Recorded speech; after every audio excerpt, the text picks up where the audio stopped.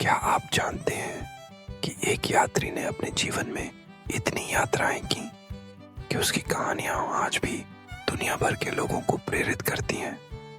उसकी यात्रा इतनी रोमांचक थी कि उसे यात्रियों का राजा कहा जाता है। जी हाँ, हम बात कर रहे हैं इब्न बतूता की, जिनका नाम इतिहास के सबसे महान यात्रियों में शामिल है। आज हम इब्न बतूता के जीवन से जुड़े कुछ ऐसे रोचक तथ्यों के बारे में जानेंगे जो न केवल आपको हैरान करेंगे बल्कि आपको उनकी यात्राओं के अद्भुत संसार में ले चलेंगे। इब्न बतूता का जन्म सन 1304 में मोरक्को के टंगियर नामक शहर में हुआ था।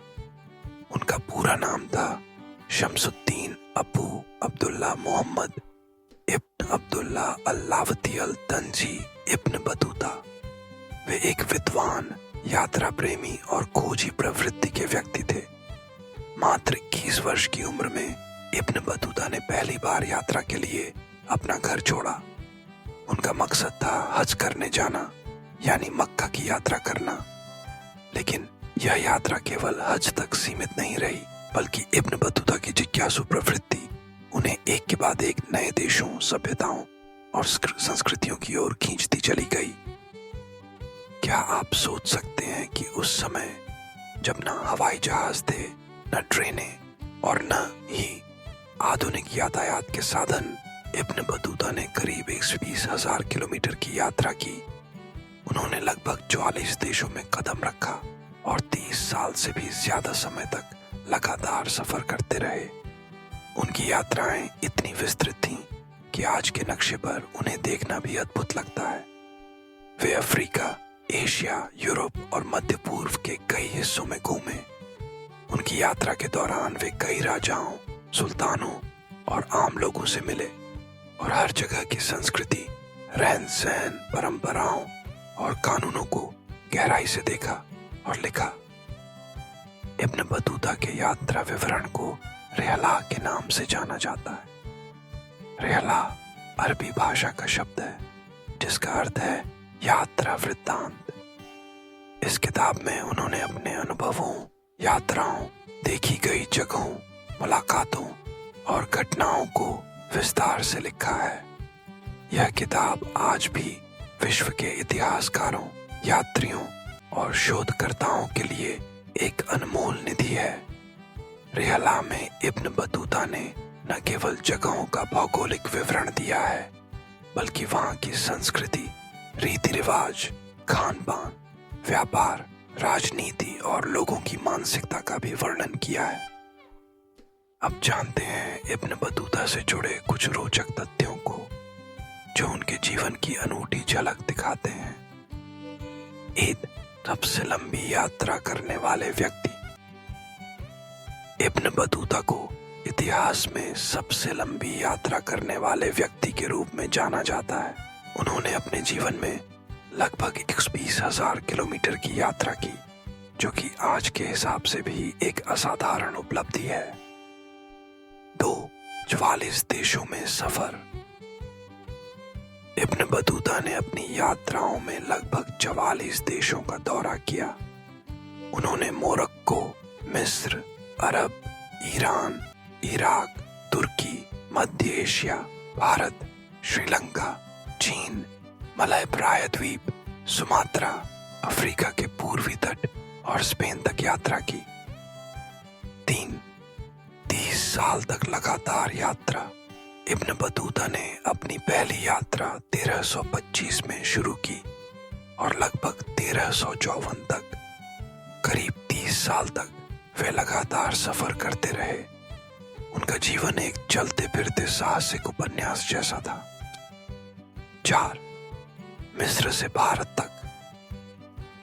इब्न बतूता ने मिस्र से होते हुए सीरिया, इराक, ईरान और मध्य एशिया की यात्रा की। वे भारत पहुंचे और यहाँ के सुल्तान मोहम्मद बिन तुगलक के दरबार में न्यायाधीश बने। भारत में वे कई वर्षों तक रहे और यहाँ की संस्कृति, समाज और राजनीति को समझा। 5. आश्चर्यजनक मुलाकातें। अपनी यात्राओं के दौरान इब्न बतूता ने कई राजाओं, सुल्तानों, विद्वानों और आम लोगों से मुलाकात की।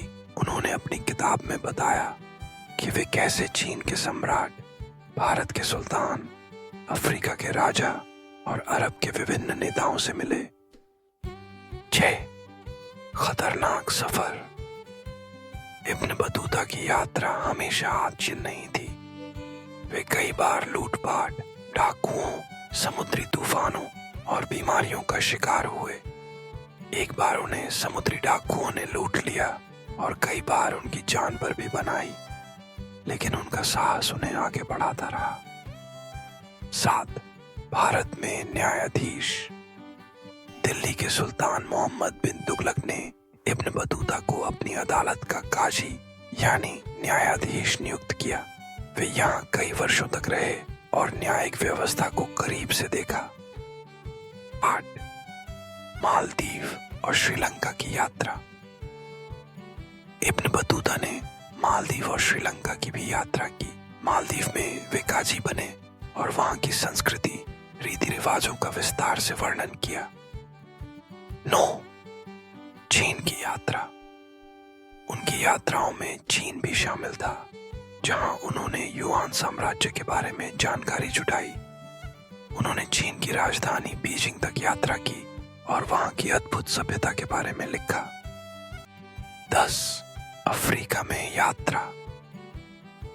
इब्न बतूता ने पश्चिमी अफ्रीका के माली साम्राज्य की यात्रा भी की। वे वहां के राजा मनसा मूसा के दरबार में भी गए और वहां की समृद्धि, सोना और संस्कृति का वर्णन किया। 11. विवाह और परिवार। इब्न बतूता ने यात्रा के दौरान कई जगहों पर विवाह किए। उनके कई पत्नियां और बच्चे थे जो अलग अलग देशों में रहते थे, लेकिन उनकी पहली प्राथमिकता हमेशा यात्रा ही रही। 12. रेहला की महत्वता। इब्न बतूता की यात्रा वृत्तांत रेहला को आज भी विश्व इतिहास में अद्वितीय माना जाता है। इसमें उन्होंने यात्रा के माध्यम से दुनिया के विभिन्न हिस्सों की झलक दी, जिसे आज भी लोगों को उस समय की सभ्यता, संस्कृति और समाज के बारे में जानकारी मिलती है। 13. सार्वजनिक जीवन। इब्न बतूता न केवल यात्री थे, बल्कि वे एक विद्वान, न्यायाधीश और सलाहकार भी रहे। उन्होंने अपने अनुभवों के आधार पर अलग अलग जगहों पर लोगों की सहायता की। 14. यात्रा की प्रेरणा। इब्न बतूता की यात्राएं हज यात्रा से शुरू हुई थीं, लेकिन धीरे धीरे उनकी जिज्ञासा ने उन्हें नई जगहों की ओर प्रेरित किया। वे हर जगह की संस्कृति, लोगों की भाषा, खान पान, पहनावे और रीति रिवाज जानने के लिए उत्सुक रहते थे। 15. अनोखी घटनाएं। एक बार इब्न बतूता को समुद्री लुटेरों ने बंदी बना लिया था, लेकिन अपने साहस और चतुराई से वे बच निकले। उन्होंने अपनी किताब में कई ऐसी घटनाओं का जिक्र किया है जहां उनका जीवन संकट में था। साहा, शिक्षा और विद्वता। इब्न बतूता ने यात्रा के दौरान कई विद्वानों से मुलाकात की और ज्ञान अर्जित किया। उन्होंने इस्लामी कानून, संस्कृति, इतिहास और राजनीति पर गहन अध्ययन किया। 7. दुनिया का अद्भुत चित्र। इब्न बतूता की किताब में उस समय की दुनिया का अद्भुत चित्र मिलता है। उनकी नजर से हम जान सकते हैं कि 14वीं शताब्दी में दुनिया कैसी थी, वहां के लोग कैसे रहते थे, उनका समाज कैसा था। अथर्वा, यात्रा के साधन। इब्न बतूता ने अपनी यात्रा में घोड़े, ऊंट, नाव, जहाज और पैदल यात्रा के साधनों का उपयोग किया। कई बार उन्हें जंगलों, रेगिस्तानों और पहाड़ों को पार करना पड़ा। 19. भाषाएं और संवाद। इब्न बतूता को अरबी भाषा के अलावा कई अन्य भाषाओं का भी ज्ञान था, जिससे वे अलग अलग देशों में संवाद कर सकते थे। 20. विरासत। इब्न बतूता की यात्रा और उनका जीवन आज भी यात्रियों, खोजियों और इतिहासकारों के लिए प्रेरणा का स्रोत है। उनकी यात्राएं इस बात का उदाहरण है कि जिज्ञासा और साहस से दुनिया की सीमाओं को पार किया जा सकता है। इब्न बतूता की यात्रा केवल भौगोलिक सीमाओं तक सीमित नहीं थी, बल्कि यह एक सांस्कृतिक, सामाजिक और ऐतिहासिक यात्रा भी थी। उन्होंने अपनी यात्राओं के माध्यम से यह दिखाया कि दुनिया में विविधता का अद्भुत संगम है। वे जहां भी गए वहां की संस्कृति को समझा, लोगों से सीखा और अपने अनुभवों को सबके सामने रखा। अगर हम इब्न बतूता के जीवन से कुछ सीख सकते हैं तो वह है जिज्ञासा, साहस और अन्वेषण की भावना। उन्होंने अपने जीवन में कभी भी सीमाओं को बाधा नहीं बनने दिया, चाहे हालात कितने भी कठिन क्यों ना हो। उन्होंने हमेशा आगे बढ़ने की कोशिश की।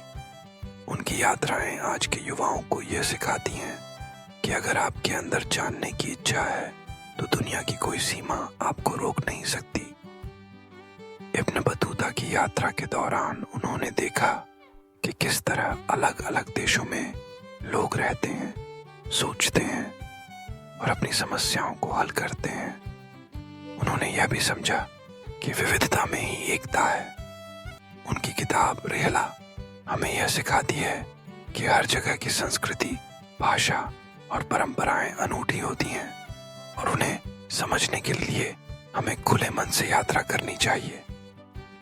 आज जब दुनिया ग्लोबलाइजेशन की तरफ बढ़ रही है, इब्न बतूता का जीवन हमें यह याद दिलाता है कि यात्रा केवल स्थान परिवर्तन नहीं है, बल्कि यह विचारों, संस्कृतियों और अनुभवों का आदान प्रदान है।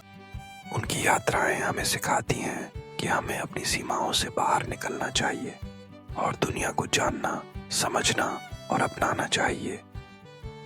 अगर आप भी इब्न बतूता की तरह यात्रा करना चाहते हैं या उनके जैसा साहस और उत्साह पाना चाहते हैं तो अपने जीवन में जिज्ञासा को जगाएं, नए स्थानों पर जाएं, नए लोगों से मिलें और अलग अलग संस्कृतियों को जानें। यात्रा न केवल आपको दुनिया दिखाती है, बल्कि आपको खुद को भी समझने का मौका देती है। आशा करते हैं कि इब्न बतूता के जीवन और उनकी यात्राओं से जुड़े ये रोचक तथ्य आपको प्रेरित करेंगे और आप भी अपने जीवन में नई ऊंचाइयों को छूने के लिए तैयार होंगे। उनकी कहानी यह बताती है कि असली समृद्धि अनुभवों में है और दुनिया को देखने का सबसे अच्छा तरीका है खुली आंखों और खुले दिल से यात्रा करना। अगर आपको हमारा यह यात्रा वृत्तांत पसंद आया हो तो इसे अपने दोस्तों के साथ जरूर साझा करें ताकि वे भी इब्न बतूता के साहसिक और प्रेरक जीवन से प्रेरणा ले सकें। धन्यवाद।